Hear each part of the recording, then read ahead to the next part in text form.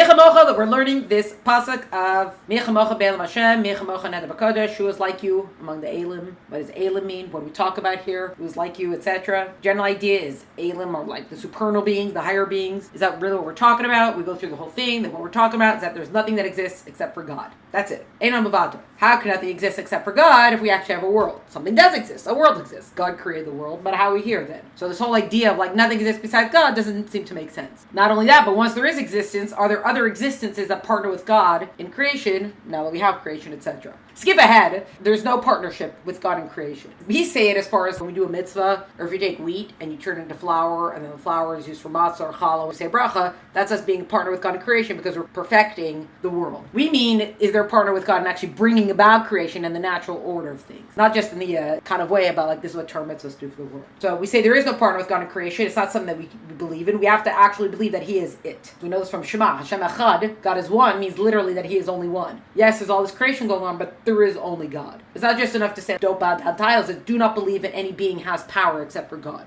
Not like, sun and God, please shine on my crops. No, not an option. Look at some of the philosophers at how they derived that idea. We add to the whole idea about the oneness, that it's our job to bring the oneness of God into the plurality by bringing Havaya, the infinite name, where all the power of creation comes from, that we reveal Him in the lower world, showing like, yeah, it seems like there's a lot of stuff going on here, but everything just comes back to God. Not to come back, everything is God. We had the idea of where did the earth come from? God took the snow from under His throne, He threw it down, and that's how you have earth. Where does the light come from? God wrapped Himself in a talis, and you have light. What is that supposed to mean? Again, the Torah tells us how all these things came about. God said, let there be light, there was light. God said the earth should come forth, and there was earth. Why are we getting into all this metaphorical stuff about like snow and talis? So, the reason, and this comes back to what we call mazel. There's a flow of divine energy. It starts all the way at the top from their ultimate source, and it has to travel through the worlds until we get to where we are now. Because you can't just go from source to us. We can't handle it. It's too much of a raw form. It has to be processed for us. Food that you don't process so well, so you don't get everything you can from it, because we can't take it all in. It's not just that, we would not be able to exist as independent entities. Then we got into a lot of examples of how does this look for different types of creation, with leaves and grass. It's not a grass that doesn't grow without a mazel. It says grow. What is that supposed to mean? Well, it's the angels. We see grass down here. What is the spiritual source for grass? Go all the way up to the angels.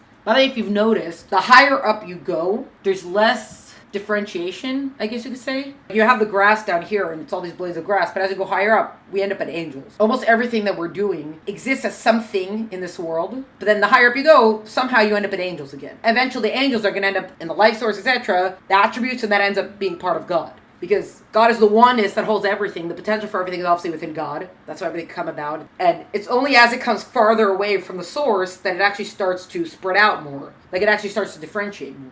We know that from human beings, we all have the same Father as God. Our piece of souls, it all comes from the same source. But look at how different everybody is. That exists down here. But the higher up you're going to go, the less differentiation in that regard, till you end up in essence, which is obviously so far removed from us, and everything there is equal. All things being equal, like on a literal level, because that's the ultimate source of everything. Anyway, back to this. We did the whole thing with the grass and the foliage, and these are angels. This is our first introduction to this idea that the physical entities, their spiritual source. Eventually, we get to angels. Angels are like plants because they have this great growth and emotional maturation to the point that they could be called in God's name. Going from this just created robotic being, they could grow so much to be called in God's name when they go on a mission for Him. We have different examples of the angels, and grass and foliage and angels being the same thing. Then we got to the rooster. The rooster down here, the rooster crows to wake everybody up, says, oh, go serve God. As we move higher up, eventually we get to Angel Gabriel, Malach Gabriel, and he's waking up the souls to go delight in God, etc. And then you go higher up, and that's where you get to the attributes. What we call Malchus of Atzilus, which is the lowest level of the highest world, takes in life force and goes distributed to the world. The rooster crows, and it's like, hey, go back up again. It's the new day now, you got to go back up to become a recipient again. Now that we've seen all this at play, they say, oh, down here we have a physical entity. Up there we have a spiritual entity, angels, eventually attributes. How does this work? And the only way it could work is with the God factor. You can't create material beings, physical creation from spiritual entities. The only way you can make that jump, God makes the Yesh M'ayin jump. The something from nothing jump, that can only happen with God. Again, it goes back to the whole idea that only God could do it, so God is alone as the creator of the universe, etc. Sun, the angel, etc., they can't do that. Look at a blade of grass, we don't see an angel, we see grass, we see a physical entity. We don't see angels down here because they're made out of spiritual matter. They don't have to somehow take on a physical form for us to be able to see them in the state that we're in now. Then we got back to the thing about how was the earth created, so God took snow from under the throne of glory and He threw it down. This is another example of how we have physical entity, physical creation down here, and if you go up, there's a spiritual source for it. Here it's the word snow is sheleg, shin, lamed, gimel. In the gematrias, shin is 300, lamed is 30, gimel is 3. So really it's talking about the tensing process that occurs for creation to come about. starting from the emanator with 10,000s, and there's a reason why they start with 10,000s. We have different versification. We have different verses that tells that. Then we go to Keter, which is thousands. Then we go through Mochin with the intellectual capacities, which is hundreds. Zad, that's the emotional capacities, kindness, severity, compassion, all that stuff, that's tens. Malchus, down in this world, 1. So when it says, how did God create the world? He took Sheleg and he threw it down, saying, how did God create the world? He had to tenth the light until we could actually get to our physical world. It's a similar idea when we talk about how did the light come about. God wrapped himself in the talus. So again, it's not talking about stuff specifically. We're talking about spiritual entity moving down to a physical entity. And we got to Tzimtzumim. Tzimtzum is contraction. The first Tzimtzum, which had to contract, had to like suck himself in and get a void had to be created. Then the light, first ray of life force penetrated into the void, the Kav, and now we could begin with creation. Now we got to the lion. I think I was looking at this last time. That is like, let's see an example of how this exists. Okay, the grass. The grass actually is angels, and so it is with all of creation. Good. Now the rooster. Okay, so now we're at the lion, and then it's and so it is with all of creation. And then we have one more example after this. Woohoo! So, the lion, it's the same idea that there is the spiritual source of the lion, and by the time you get all the way down here, you have to make a jump for it to become the physical predator. Part of what's interesting about this whole thing, about figuring out, these things that are physical creations and their spiritual source, we can see from the details that are being given, and the breakdown of thing, is that it looks at the different characteristics and faculties of these created beings. So for example, if we're talking about grass and stuff like that, we're looking at something that starts as a seed, which we don't see the starting point of that, and somehow grows to long, tall grass. That is something that makes a tremendous, tremendous kind of growth. A lion is a baby lion becomes a bigger lion. The grass is, where do you see grass in a seed? And somehow grass comes from this kind of stuff. If you think of tree or anything like that, like, the apple tree will be from the seed. If you didn't know that that's the way it existed, you'd be nuts. You'd be considered crazy. What do you mean? From here you're going to make a tree? How does that make sense? So we can see this massive growth. So that's why when we look at the spiritual sources, it has to be able to reflect that. For a lion, there's different aspects of it. Lion is something that's considered strength. It's considered something fearsome. Think of a lot of these common characteristics that everybody knows about a lion. So that means that when we go up to the spiritual source, we're going to see the origin point of where does the fact that the lion down here is an animal and a symbol of strength, where do you think it's going to come from ultimately all the way at the top? From the attribute of strength, probably. Everything's going to come back and connect to all these factors. We're actually pinpointing, we're actually drawing direct connections from what we know of what goes on in the higher realms and things in the lower realms. We know this comes from here. We know physical creation has to come from these spiritual entities. So obviously, we look at the different verses of the Torah, etc. We're looking for certain parallels. It seems like so random and it's so much, but when you start thinking about it, that what we're doing is drawing these direct lines, and we know that the higher up you go, the source material, I guess you could say, starts to narrow. Ultimately, all these limbs and leaves and trees, they all come back to a singular trunk. So that singular trunk is like the main matter material, and it starts branching off, literally branching off, and all these different entities can come from the same tree. You can have different branches on the same limb, lots of leaves on the same branch on the same limb. Get a fruit and all that kind of stuff. And ultimately, it all comes back to the same trunk. The trunk has roots, so we're not even done yet. And that all came from a seed. So, now we finally got to the lion. Where is the spiritual source of a lion? Chariots of fire, the chariot of Ezekiel. Yecheskel had a vision. There was a chariot. There were the chayot, the different kind of angels. And each different angels, they have different faces on them. There's the face of a lion, and the face of a man, the face of an eagle, and the face of an ox. And it was rising up, and it's coming back down again. There were other angels there, etc., etc., etc. So what's going on? The lower angels are trying to get a glimpse of the higher world. Then they see it and they get so frightened from it and they come back down again. It's not just this random thing about this chariot going up and down. It's describing the pulse of the world. That there is an exhale and an inhale to the world. To the, what we say, advance and retreat. The heartbeat. It all has origin points. We went through the whole chariot thing. We spoke about, like, so for example, these angels that we're seeing, fiery angels, fire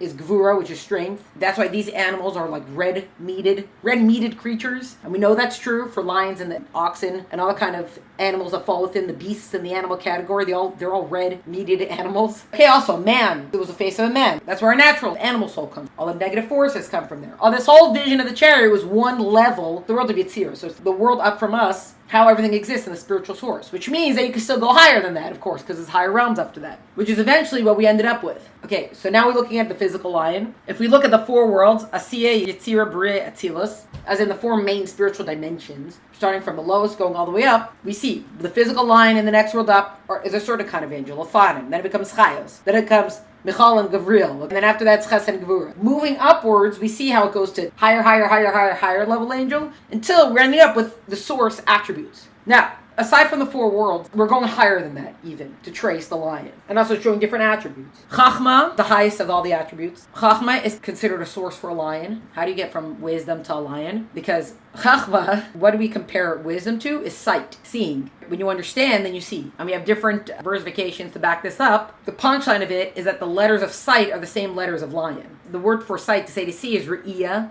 and the letters of line are aryeh. It's the same letters, it's just switched around a little bit. The fact that they have the same letters shows that there is a relationship between these two words. That relationship brings us all the way up to the level of chachma, which is sight. Vayar Reishis Lo, he saw the first portion for himself. Reishis Chachma, the beginning of wisdom, is the fear of Hashem. Eine Eda, Chachamim, wise people are called the eyes of the congregation. All these, Vayar Reishis Lo, Reishis Chachma, these two specifically, and then Eine Eda is the eyes of that's sight. Connecting it, but it talks about the first, because Chachma is the first attribute. So it's saying, look, here it's talking about sight being the first. Here it talks about wisdom being the first. We have a parallel over here. Not just that, but wise people are considered the eyes of the congregation. So look, everything comes together now. Lions, sight, and beginning. It's all wrapped up in Chachma. So, Chachma is the first after Keter. Remember, Keter is the crown. It's supra-rational. It's will and desire. That's where that is. Chachma is the first of the 10 attributes. See, you guys didn't realize, we did chapter 3 of Tanya. Look, we started this all. It's the first of the intellectual capacities. So Chachma is considered first. The beginning, why is it the first? It's the beginning and the life force of all creation. It permeates all of creation and the root of the succeeding attributes. Chachma is the starting point. When the light is going to come down, you can even see it in the chart that we have all the way up above, the 10 thing. Chachma is on the right side.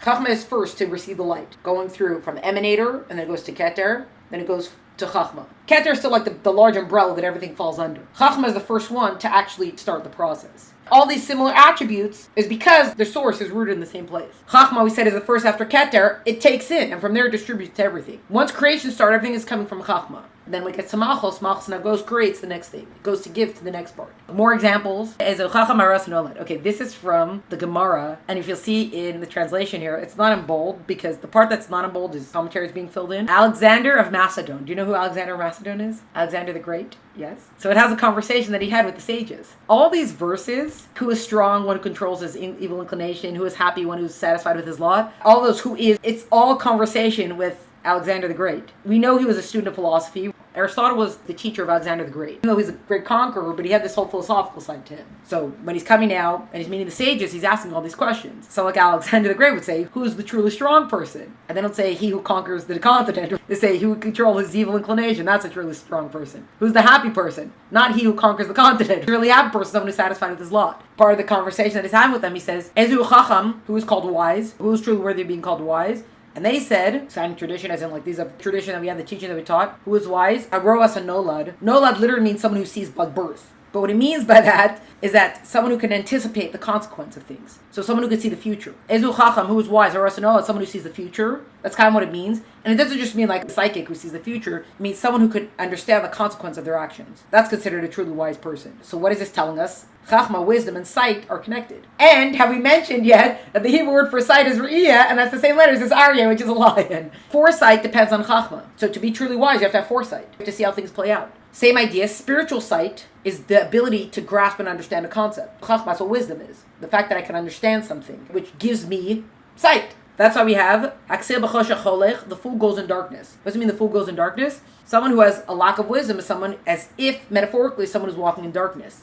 The same idea, and this is the spiritual sense, is someone who has a lack of intellect is someone who can't see spirituality, aka wisdom. We get the general idea that wisdom gives a sight.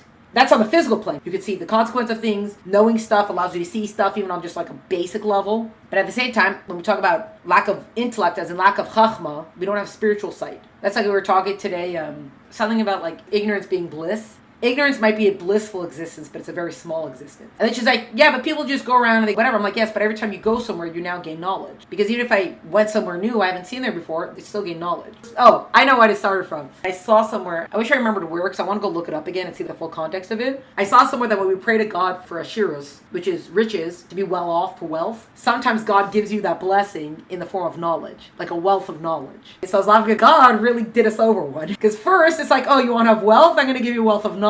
What's the thing about that? The more knowledge you have, the more reluctant you're not going to give it up. Like if someone comes to you like, oh, you want to trade your knowledge for money? And you're like, no. Not only did God swap out physical wealth for intellectual wealth, but then because it's intellectual wealth, you know that it's more important than money and you wouldn't want to let it go. So I said that, oh, ignorance is really bliss. So yes, you can have a very blissful existence, but it's a very small existence. And it's the same idea of my students. Someone said something like, it's not worth it to be a tzaddik because God just punishes you harsher. You know, the story, the King David story with Bathsheba. A regular person, it wouldn't be the same measure as when King David does that. Or Moshe, that he hit the rock instead of speaking to the rock. Who cares? We all make mistakes, but like, no, we're talking about Moshe here. Moshe doesn't make like, oh, we all make mistakes. We're talking about a way higher level. So like, that's it. It's not worth it to be a tzaddik, they decided. Yes, you could say that because they get punished harsher for small mistakes, but you're not understanding how much richer their existence is. It's a similar kind of idea that sure, you can be happy in your, oh, if I have lower expectations for myself, so I don't really need to achieve so much, but then you're missing out on what you gain from having higher achievement. Anyways, comes all the way back to here, that when we have knowledge, we have sight. And not just in the physical sense, but in the spiritual sense as well. Because then we gain in chachma, we gain in wisdom.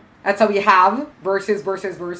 Ma rabu ma'asecha Hashem, kulam b'chachma asisa. How great are your works, Hashem? You have made them all with wisdom. The literal sense, we're like, oh, God is so wise. He made everything in his wisdom. But not just he made them all with wisdom, like literally with the attribute of chachma is the starting point. The attribute of wisdom is the actual starting point for all of creation. We have also a chachma tchai v'aleh. Wisdom gives life to its possessor. When we have wisdom, we have life. All these things, all like an interconnected web to show how all of this is connected to each other. Here we have, this is more about chachma being what gives life to all of the creation. Bereshis Rabbi Yehuda, Amar Mar Bereshis. Now we're looking at the word Bereshis. In the beginning of all of creation. Here he's saying, what does in the beginning means? The Chachma. In the beginning we're talking about what's the beginning? We already said, what's the start of everything? Wisdom, Chachma. That attribute of wisdom. Rabbi Yehuda asks, what is Bereshis? What do we mean this word Bereshis? It means with wisdom. So we don't just mean like in the beginning, we mean what's the beginning is wisdom. This is the wisdom upon which the world is established and allowed to enter the deep and secretive mysteries. Here, the 6 supernal directions, the cardinal directions, and up and down. Directions in, well, literally, the different directions that you can point to. Up, down, all around, right, left, behind, and forward are engraved from which everything emerges. From them were formed the 6 sources and rivers. They are anpin that flow into the great sea, Malchus. Okay,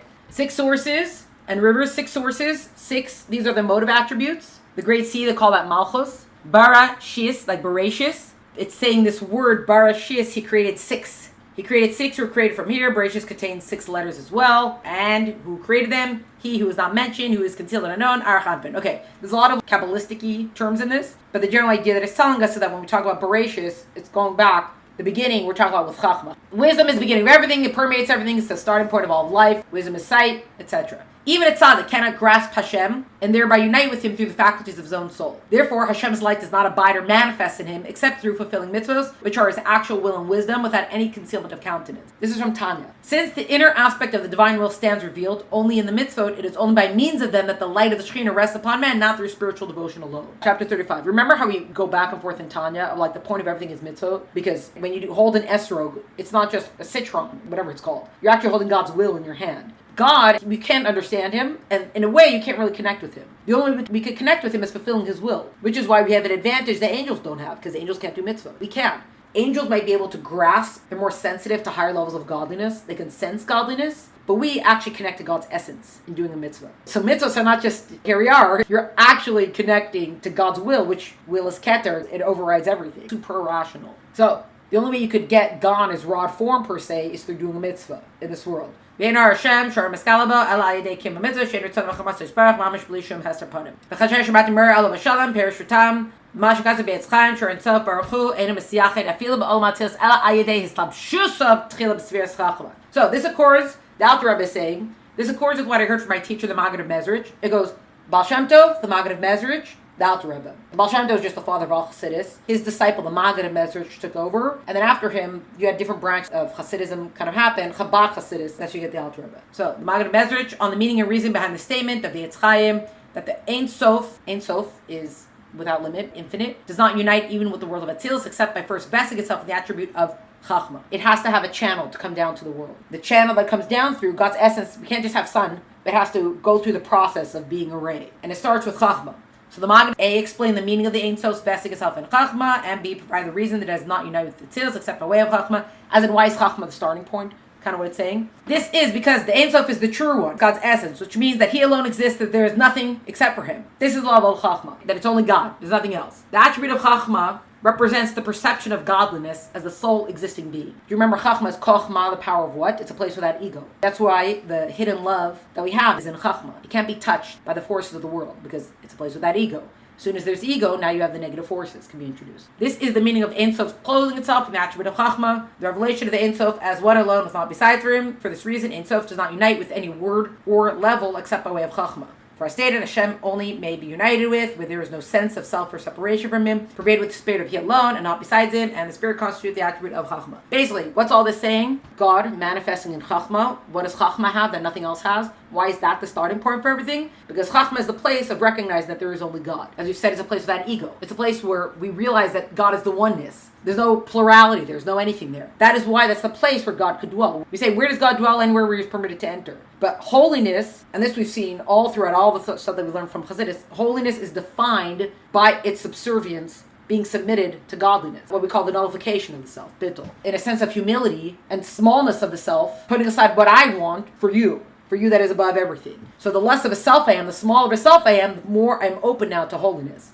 So why is Chachma the starting point? But Chachma, this place of no recognition of self, Chachma, it's a place of just openness. The idea, that's why it's the initial spark of an idea, because there's no sense of self there. You can't impose yourself on a fact or on truth, because then it's just your own perception of truth. That doesn't make it true anymore. It makes it your perception of truth. Truth is unchangeable. It is constant. It cannot be affected by anything. That's what makes it truth. That's what makes it eternal. Truth has to be eternal. It's not truth. So Chachma has got it down. Chachma is a place where there's no sense of self, and that is why that's a place that is the starting point for all creation. That even God's infinite essence that's starting to do the tenthing process, it starts at Chachma. Chachma can handle it, and through there, it can now interact and begin the whole process of everything that occurs. In the whole order of everything, it starts with Chachma. We're just buffering and reasserting this general idea of Chachma being the first, Chachma permeating all of creation, etc. It all started with the lion. That's how we got there originally. Now, we're not yet done with the lion. This is good for today before we go on to the next idea with the lion. Very exciting stuff.